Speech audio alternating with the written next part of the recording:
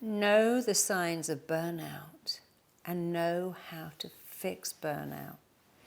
Have you ever felt overwhelmed, under pressure, unable to cope, submerged in stuff? You're not alone, and you could be experiencing burnout, even brain burnout. I want you to watch here, as I'm going to share with you some tips and strategies to prevent burnout. So how you can prevent it, how you can come back from what you can do today to not have to go through burnout, because prevention is always better than cure.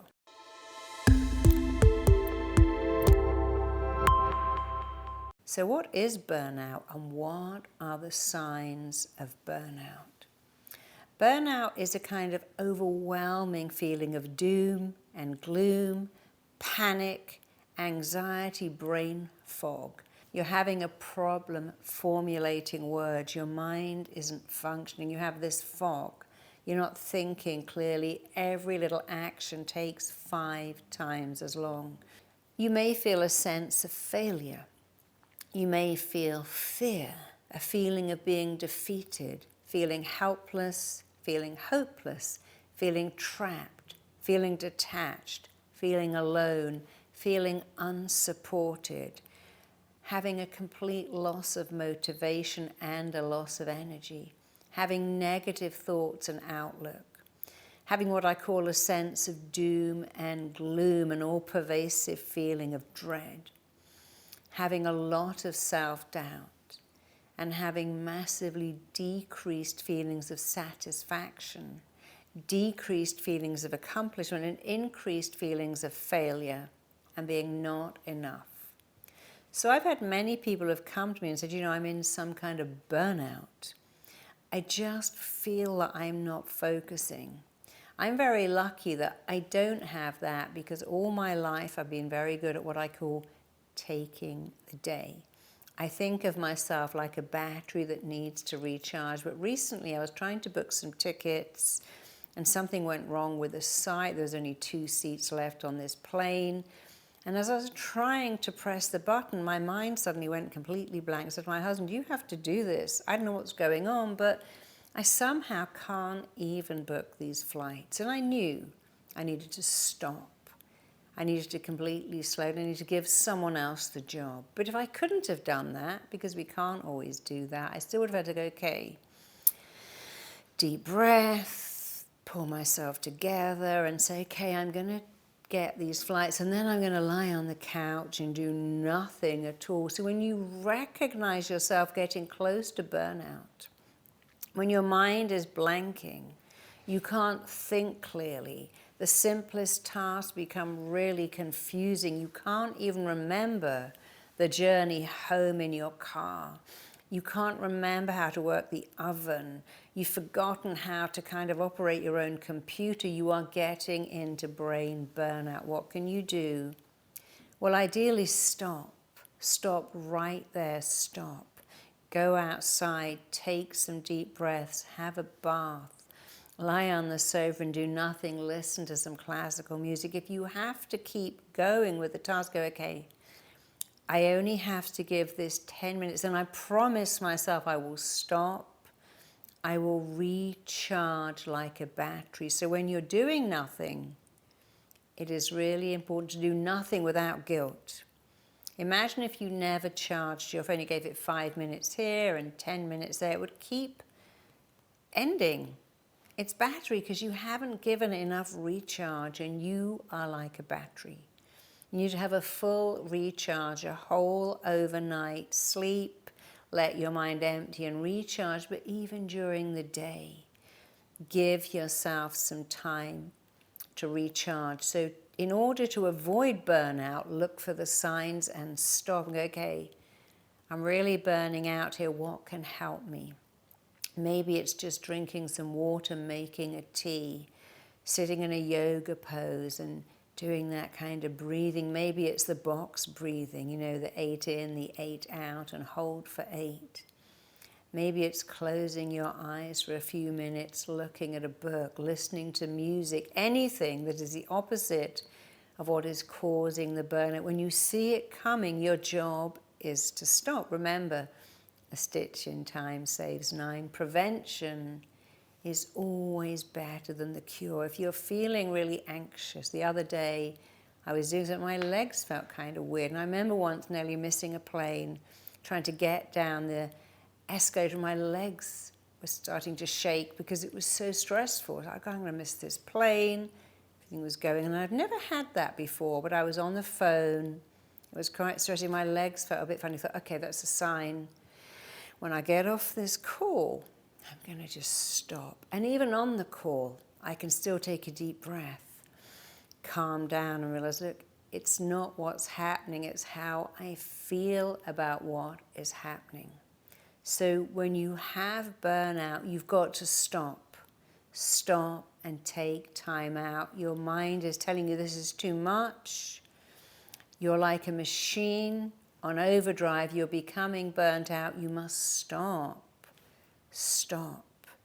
Practice self-care. Give yourself some boundaries. Work on your confidence. Do some meditation. Do some exercise. Do some positive affirmations. And here's something that always helps. Don't say things like, oh, this is killing me. This is a nightmare. This is a disaster. This is hell. This conversation is hell. This client is hell. I'm being tortured here. This is a nightmare. This is a disaster. I'd give anything not to be here. This is killing me. This is driving me crazy. This is making me go mental.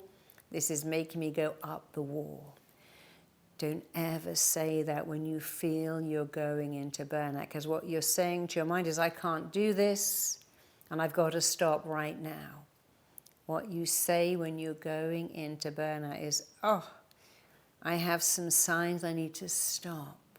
I need to unwind. I need to let go. I'm getting the signs, and I'm committing to myself that when I get off this call, leave this meeting, I will stop.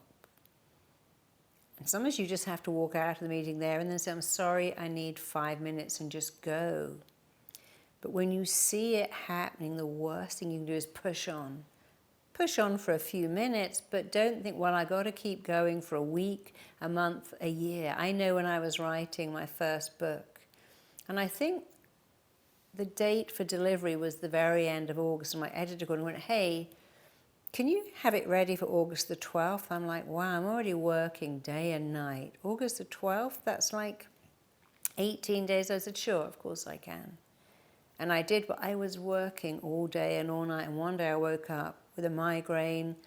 I couldn't even get my head off the pillow, and I knew immediately, my mind said, you know what, if you won't stop, I will stop you.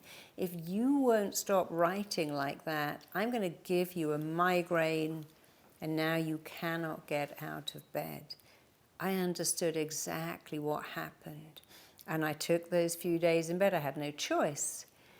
And then I thought, I could call my agent and go, you know what, no, I can't do it. But I kept thinking the day after August the 12th, August the 13th, I'm going to lie on the sofa, I'm going to read, I'm going to watch TV, I'm going to go and stay with my friends in Scotland. So I kept my mind on the ending. You see, we can cope with anything, even pain, if we know it has an ending. I can cope with this dental work, it's only going to be 5 minutes. I can put up with this tattoo because it's going to be lasting 10 minutes, but when it has no ending, when pain has no ending, stress has no ending, hard workload has no ending, then your mind says, I've got to end it now. So if you're going into burnout and in burnout and you can't that minute put everything down and walk away, focus on the ending. This will be over in 5 minutes. In 2 hours, I'll be at home having dinner with my family, or lying soaking in the bath. When you can see an ending, you can bear anything if it has an ending. If you can't see an ending, you're going to make burnout even harder. So focus on the ending that's in sight and tell your mind in 20 minutes, this will all be over and I will be chilling, relaxing, unwinding. I've got this. But as part of preventing or recovering from burnout, it's really important to take time for yourself to relax. If you can practice relaxation skills, if you can practice meditation, then you get very good at stopping burnout in its tracks. And if you want to do that, download my perfect relaxation self-hypnosis audio below, because it helps you practice and prioritize self-care. So when stuff is going on, you can just breathe, and you can train your mind to take you to relaxation. You can teach your mind to bring on relaxation. Many years ago, Wayne Dyer said, you know, I have 8 kids.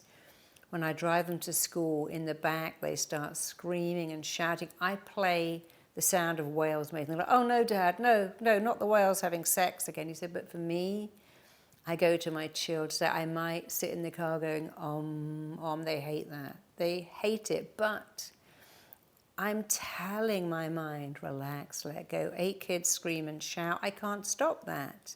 Can't stop what's going on behind me, but I can stop what's going on in here. My kids are screaming and shouting, terrible traffic, I'm a bit late. Can I control any of that? No. Can I control my thinking? Yes.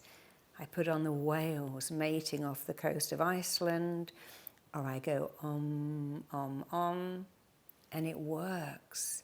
And that's a great lesson. When you can't control what's going on out there, control what's going on in here. Use my perfect relaxation download to practice, wire in, fire in, and code in the habits of relaxation. You can bring them on almost immediately. And let me know how you get on. Thanks for tuning in. Check out my next video here. Anyone notice that as that day comes around, they're sick? Because here's how the mind works. You say, oh my God, I volunteered to chair that meeting. I must have been out of my mind. I'd die if I've got to go on stage. I don't want to do that. And your brain's like, leave that with me. Now next Wednesday.